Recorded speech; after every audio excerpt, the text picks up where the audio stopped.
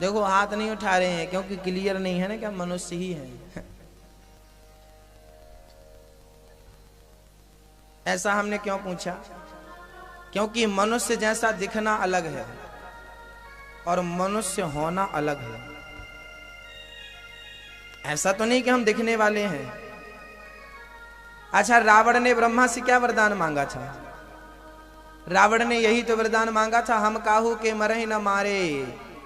ब्रह्मा जी बोले ये वरदान तो हमें भी नहीं मिला, हमें भी मरना पड़ता है, तो तुम्हें भी मरना पड़ेगा। तो रावण बोला ठीक है, बानर मनुज जाति दुई बारे। रावण बोला यदि हम मरे तो दो लोगों के हाथों से मरे, या तो बंदर या तो मनुष्य। किसी ने रावण से कहा तुमने बहुत सस्ता वरदान मांग लिया, मनुष्य तो इतने सारे लोग हैं, कोई भी तुम्हें मार डालेगा। रावण बोला आज के बाद मैं किसी को मनुष्य रहने ही नहीं दूंगा, सबको राक्षस बना दूंगा। तो आपने देखा होगा, माँ नहीं मात पिता नहीं देवा, साधुन सन करवा वही सेवा, जिनके यह आचरण भवानी, ते जानहु निश्चर सब प्राणी। मनुष्य जैसा दिखना अलग है। अच्छा एक बात बताइए, बहुत सारे बच्चे अपने माँ बाप पर अत्याचार करते हैं, माँ बाप को मारते हैं, वो भी बच्चे हैं, वो भी मनुष्य जैसे ही है, मनुष्य जैसे ही दिखते हैं। क्या वो मनुष्य हैं? जो अपने माँ बाप पर अत्याचार करे, माँ बाप को हाथ उठाए, माँ बाप को मारे, क्या वो मनुष्य हैं? आप क्या कहेंगे उसे? एक है बेटा जो माँ बाप के पांव दबाता है, माँ बाप की बहुत सेवा करता है, और दूसरा है माँ बाप पर अत्याचार करता है। बताइए दोनों मनुष्य जैसे दिख रहे हैं, लेकिन बताइए इनमें से मनुष्य कौन है जो सेवा करे? और जो माँ बाप पर अत्याचार कर रहा है वो मनुष्य जैसा तो है, दो हाथ पांव वाला, क्या मनुष्य है? बोलिए। तो मनुष्य जैसा दिखना अलग है और मनुष्य होना अलग है। कहते हैं मनुष्य तो घर घर में पैदा होते हैं, पर मनुष्यता तो कहीं कहीं कभी कभी पैदा होती है। तो मनुष्यता ही मनुष्य को श्रेष्ठ बनाती है। मनुष्य तो बहुत है, हम तो मनुष्य हैं, लेकिन हमारे अंदर मनुष्यता ना हो, मानवता ना हो, इंसानियत ना हो, तो क्या हम मनुष्य हैं? रावण किस मनुष्य से मरा?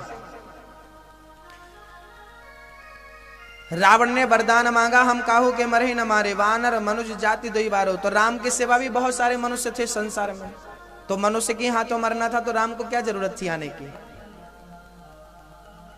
क्या जरूरत थी भाई? मनुष्य तो दशरथ जी भी थे, मनुष्य तो उस समय अयोध्या में बहुत सारे लोग थे, बहुत सारे लोग मनुष्य थे, कोई भी जाकर रावण को मार देता। रावण ने वरदान मांग रखा था मनुष्य के हाथों मरो। लेकिन मनुष्य कैसा है?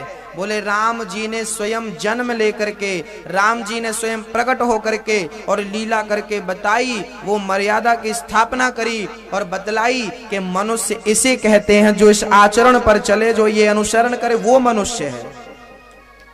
तो ये मनुष्य है राम जी, और ऐसे मनुष्य के हाथ रावण मरा। मनुष्य जैसे बहुत है, पर राम जैसी मर्यादा जिसके अंदर है वही मनुष्य है। तो मनुष्य का धर्म क्या है? चलिए आप लोग अभी हाथ उठा के बताए थे हम मनुष्य हैं, फिर क्लियर कर लो, आप मनुष्य हो कि मनुष्य के चोले में कुछ और ही है? जिसके हृदय में दया नहीं है, करुणा नहीं है, वो मनुष्य के चोले में मनुष्य नहीं है, शैतान है, राक्षस है, दुष्ट है। जिसके हृदय में दया नहीं है। चलिए मनुष्य के लक्षण बताइए, मनुष्य किसे कहते हैं?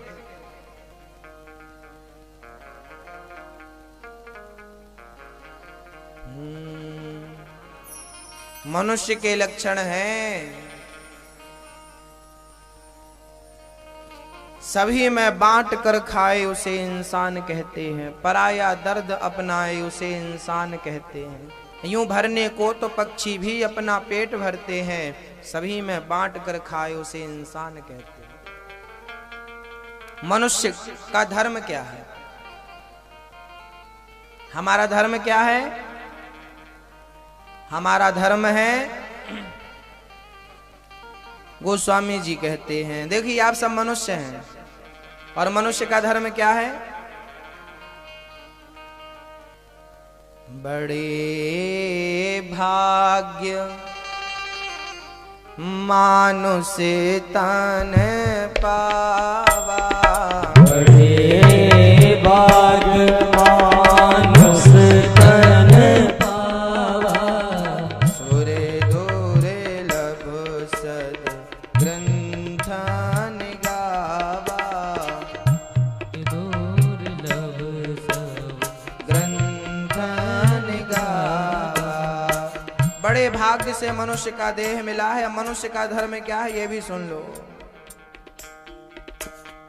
धर्म में न दूसरे सत्य समाना, धर्म में न दूसर सत्य समाना, आगम निगम पुराण बखाना, आगम निगम पुराण बखाना, परहित सरिस धर्म नहीं भाई, परहित सरस धर्म नहीं भाई, पर पीड़ा सम नहीं आधमाए, पर पीड़ा सम नहीं अपनाए।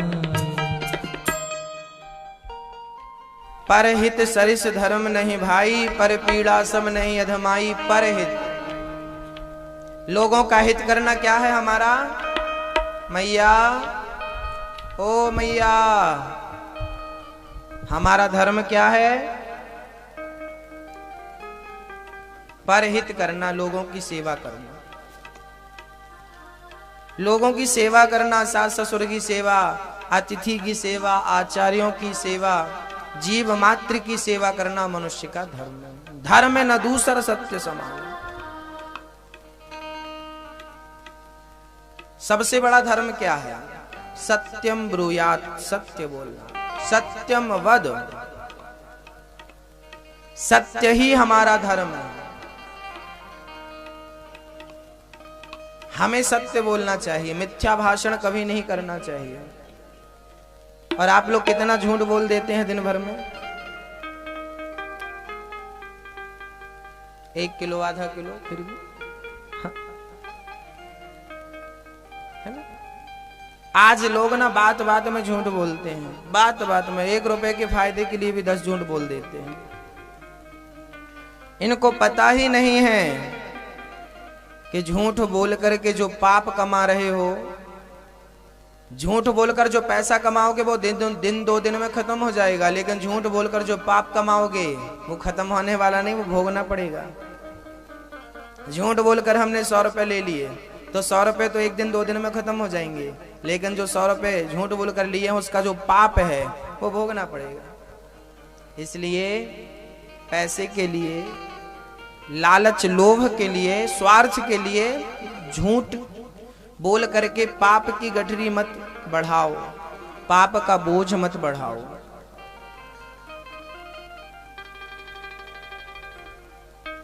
दया धर्म का मूल है, पाप मूल अभिमान। तुलसी दया न छोड़िए जब तक घट में प्राण।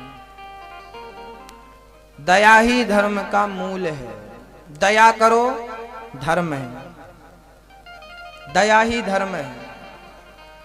इसलिए दया करना जरूरी है, आवश्यक है। भक्तों,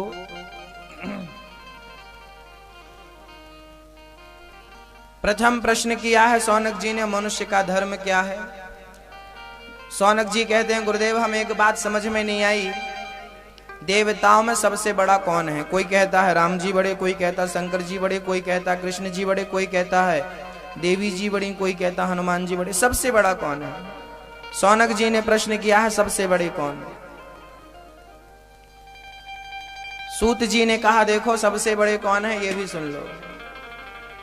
कभी कभी झगड़ा होता है, बोले ये बड़े नहीं ये बड़े हैं, ये बड़े नहीं ये बड़े हैं। तो आओ, बड़े सबसे कौन? आपको पता है सबसे बड़े भगवान कौन है? बड़े कौन है ये तो शास्त्र बताएंगे, पर छोटा कोई नहीं है, ये सुन लो। नदी किनारे हजारों नाव होती हैं, किसी एक नाव में बैठो पार हो जाओ। राम जी के पांव पकड़ लो, कृष्ण जी के पांव पकड़ लो, दुर्गा जी के पांव पकड़ लो, एक के पांव पकड़ लो, भवसागर से पार हो जाओगे, एक नाव पर सवार हो जाओ। फिर भी बड़े कौन है? परीक्षा ली कौन? ब्राह्मण देवता ने परीक्षा ली। ब्राह्मण ऐसा होता है कि भगवान की भी परीक्षा ले लेता है। भृगु जी ने परीक्षा ली। किसकी? एक बार भृगु जी ने यज्ञ किया। यज्ञ में समस्या ये खड़ी भई, कोई बोला कि शंकर जी की पूजा से यज्ञ की शुरुआत करो, कोई बोला राम जी की पूजा से यज्ञ की शुरुआत करो, कोई बोला नारायण की पूजा से यज्ञ की शुरुआत करो, वो कोई बोला देवी जी की पूजा से, कोई बोला यहाँ वहां। अब भृगु जी को समझ में नहीं आया। कोई बोला ब्रह्मा जी की पूजा करो, कोई शिव जी की, कोई नारायण की। ब्रह्मा जी बोले, भृगु जी बोले मैं अभी आता हूं सबको देख कर। तो भृगु जी महाराज चले सबसे पहले ब्रह्मा के पास। ब्रह्मा के पास पहुंचे। ब्रह्मा ने कहा आओ पुत्र, आओ आओ बैठो। भृगु जी ने कहा और तुम्हारा कोई काम नहीं है, दिन भर बैठे रहते हो। ब्रह्मा जी को गुस्सा आ गया, क्यों पिता से ऐसी बात करनी चाहिए, मूर्ख। ब्रह्मा जी को गुस्सा आ गया। भृगु जी ने कहा ये बाबा काम का नहीं है। भृगु जी ने कैसे बार बार बात बात में गुस्सा आता है। भृगु जी शंकर जी के पास गए और शंकर जी की स्तुति करी। शंकर जी आए, आओ भृगु जी हृदय से लगाऊं। भृगु जी बोले ना ना हम आपको स्पर्श नहीं करेंगे, आप अपवित्र हो। शंकर जी को भी गुस्सा आ गया, शंकर जी को क्रोध आ गया। भृगु जी बोले ये भी ठीक नहीं है। अब भृगु जी को क्रोध आ गया। भृगु जी गए नारायण छाती पर। भगवान नारायण शेष सैया पर विराजमान थे, मां लक्ष्मी चरण दबा रही थी। भृगु जी ने जाकर भगवान नारायण की छाती पर एक पादप प्रहार किया और जैसे ही चरण लगा, भगवान नारायण ने भृगु जी के चरण पकड़ लिए और चरण पकड़ते हुए सहलाते हुए बोले भृगु जी मेरी छाती बड़ी कठोर थी, आपके चरण बड़े कोमल थे, कहीं चोट तो नहीं आ गई?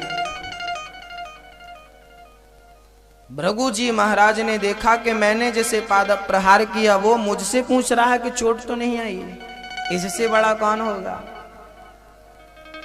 तब से भृगु जी ने डिसीजन दिया कि संसार में प्रथम पूजनीय यदि कोई है तो वो है भगवान नारायण, तो नारायण की पूजा होनी चाहिए।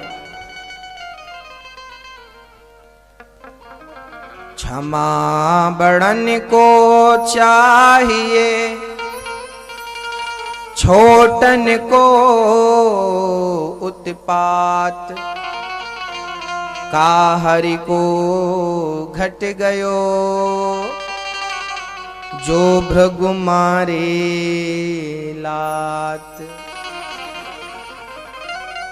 क्षमा बड़न को चाहिए, छोटन को उत्पात, काहरि को घट गयो, जो भृगु मारी। आपको कोई मार दे क्या घट जाता है आपका?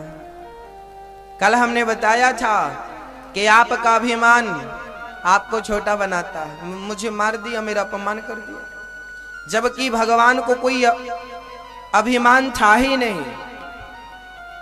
इसलिए हमें चाहिए कि हम अपने अभिमान को त्याग करके और भगवत भक्ति में लीन हो जाएं।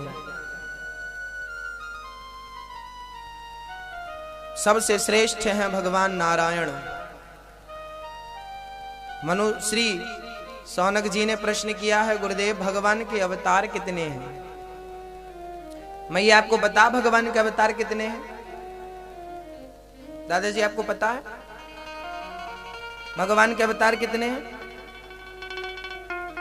23 अवतार हो चुके हैं। 24वां इस कलयुग में संबल ग्राम में विष्णु यश नाम के पंडित जी के घर में कलयुग के अंत में अवतार होगा। मतलब टोटल भगवान के 24 अवतार हैं। 24 अवतार। किसी ने कहा भगवान ने 24 अवतार क्यों लिए? हमने कहा घंटा भी 24 होते हैं, 24 घंटा। मानो भगवान कहते हैं कि हम 24 अवतार से 24 घंटा अपने भक्तों की रक्षा करेंगे, इसलिए 24 अवतार धारण कर लिए। 24 घंटा। असली गोल्ड कितने कैरेट का होता है? 24 कैरेट का। मानो भगवान कहते हैं कि हम भी असली हैं, हमें नकली समझने की गलती मत करना। 24 अवतार हैं भगवान के। कौन कौन से? नारायण, नारद, हरि, कपिल देव, श्री राम, हंस, हयग्रीव, मोहिनी, दत्तात्रेय, सुखधाम, नरसिंह, वामन, व्यास जी, ऋषभ देव, कुमार, यज्ञ पुरुष, धनवंतरी, बुद्ध कल्प अवतार, पृथुराजा, 12 पुनि, कृष्ण चंद्र भगवान, परशुराम, मात्स्य, कमठ, पद्म पुराण प्रमाण। ये भगवान के 24 अवतार। एक बार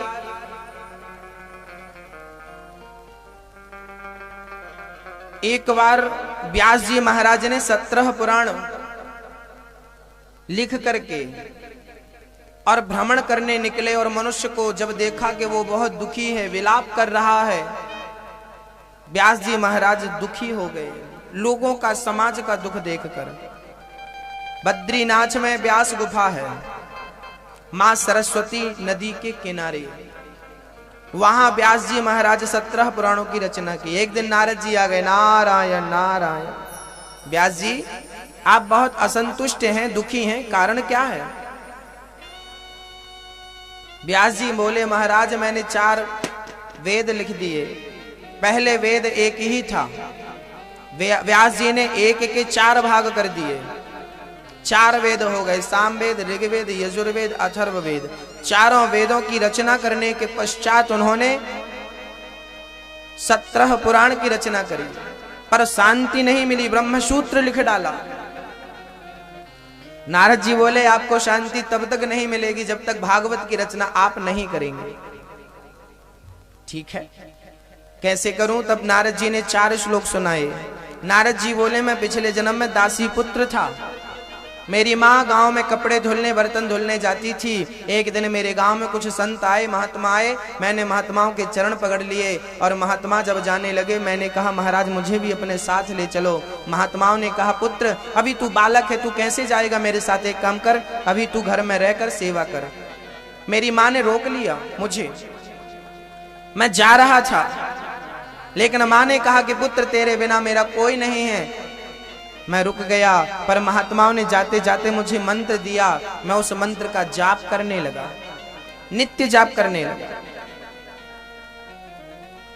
एक दिन मेरी माँ गाय दोहने गई, सांप ने डस लिया, माँ मर गई।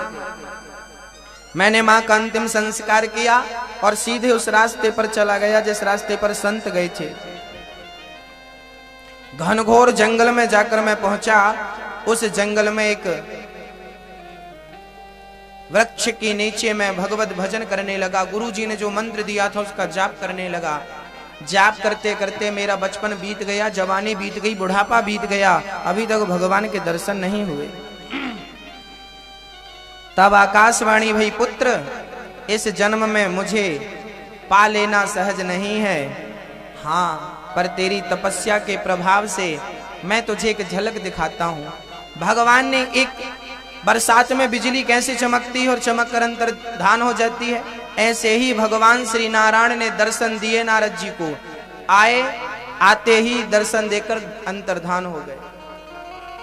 अब नारद जी व्याकुल हो गए, प्रभु कहाँ हो, प्रभु कहाँ हो, प्रभु कहाँ हो। आकाशवाणी हुई, पुत्र इस जन्म में मेरा दर्शन तुझे प्राप्त नहीं होगा।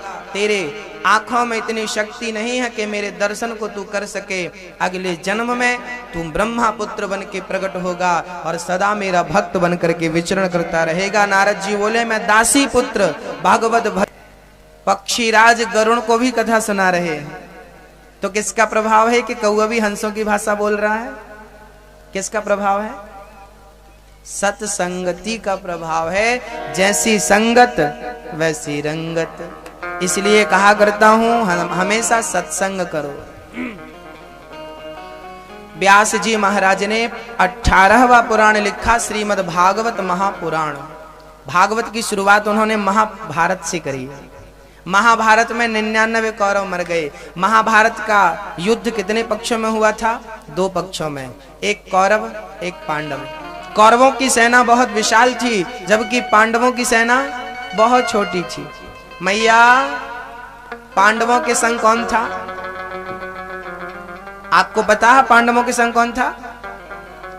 पांडवों के संग मात्र भगवान श्री कृष्ण थे। सेना की ताकत तो बहुत कम थी, सेना की शक्ति तो बहुत छोटी थी। और कौरवों की सेना में जरा दृष्टि डालो, गुरु द्रोणाचार्य जैसे धनुर्धर, भीष्म पितामह जैसे अखंड अद्वितीय ब्रह्मचारी ऐसे भीष्म पितामह के एक बाण से पूरा महाभारत हो सकता था। एक बाण से ही खत्म हो जाता। पितामह भीष्म के बाणों का सामना करने वाला जगत में कोई नहीं था। वो पितामह कौरवों के साथ थे। गुरु द्रोणाचार्य जिसने अर्जुन को धनुष पकड़ना सिखाया, वो गुरु द्रोणाचार्य किसके पास थे? कौरवों के पास थे। दानवीर कर्ण, अर्जुन की ताकत नहीं थी कि वो कर्ण को मार सके। महाभारत के युद्ध में जब अर्जुन कर्ण को मारता ना, तो अर्जुन के बाण से कर्ण का रथ 21 हाथ पीछे चला जाता है। और जब कर्ण बाण मारता, तो कर्ण के बाण से अर्जुन का रथ मात्र 7 अंगुल पीछे जाता। जब कर्ण बाण चलाता, तो कन्हैया खड़े हो जाते अपने रथ पर और कहते, वाह कर्ण वाह, वाह कर्ण वाह। अर्जुन बोला, प्रभु आप मेरी पार्टी में हो कि उसकी पार्टी में हो? मैंने बाण चलाकर उसके रथ को 21 हाथ पीछे किया, तब तो आपने नहीं बोला वाह अर्जुन वाह। और उसने मेरे रथ को मात्र 7 अंगुल पीछे कर दिया, तो आपने बोला वाह कर्ण वाह। भगवान को लगा कि इसे अभिमान आ गया। भगवान ने अपनी एक उंगली रख दी रथ पर, और भगवान ने कहा, अर्जुन जरा मेरी उंगली हिलाओ। अर्जुन ने पूरी ताकत लगा दी, पूरी शक्ति लगा दी, पर अर्जुन कृष्ण की एक उंगली को हिला नहीं सके। जो भगवान वामन बन करके 2 पग भूमि में दुनिया नाप लेता है, वो भगवान एक उंगली रख दे तो क्या उसे कोई हिला सकता है? अर्जुन ने पूरा जोर लगा दिया, उंगली हिली नहीं। भगवान कृष्ण बोले, अर्जुन कर्ण के रथ में बैठा ही कौन है? कर्ण के रथ में कोई नहीं है सिवा कर्ण के।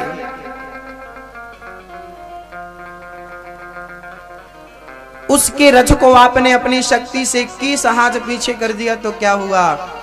जिस अर्जुन के रथ में कृष्ण बैठा है, जिसकी उंगली तुम हिला ना सके, जिस कृष्ण का एक पांव यदि जम जाए तो दुनिया का कोई ताकतवर उसे हिला ना पाए, जिसके शरीर में रोम रोम में ब्रह्मांड लटक रहे हैं, ब्रह्मांड निकाया निर्मित माया, रोम रोम प्रतिवेद कहें, जिसके रोम रोम में ब्रह्मांड लटक रहे हैं, वो कृष्ण तुम्हारे रथ पर सारथी बना बैठा है, और तुम्हारे रथ को कर्ण ने 7 अंगुल पीछे कर दिया। तो उसमें कोई तो शक्ति है, जिस शक्ति के प्रभाव से उसने मुझे भी पीछे कर दिया। और वो शक्ति क्या है? बोले कर्ण वीर कैसे बने? बोले दान देकर वीर बने। दानवीर कर्ण के बाणों का सम्मान भगवान श्री कृष्ण करते हैं, और उनका रथ 7 अंगुल पीछे हो जाता। अर्जुन में इतनी ताकत नहीं थी, इतना पराक्रम नहीं था कि वो कर्ण के शरीर में बाण भेद सके। अंत में इसका निर्णय हुआ है। अर्जुन तो पहले दिन के युद्ध में ही हार जाते हैं। अर्जुन में शक्ति नहीं थी। महाभारत का लाइव प्रसारण किस किसने देखा था? सीधा प्रसारण। महाभारत के युद्ध को देखने वाले दो लोग थे। मैया, ओ मेरी मैया, गप्पे मत लड़ाओ, थोड़ा ध्यान दो। गप्पे नहीं लड़ानी, बिल्कुल ध्यान से सुनना है। महाभारत के युद्ध को दो लोगों ने देखा था। एक तो थे संजय और दूसरे थे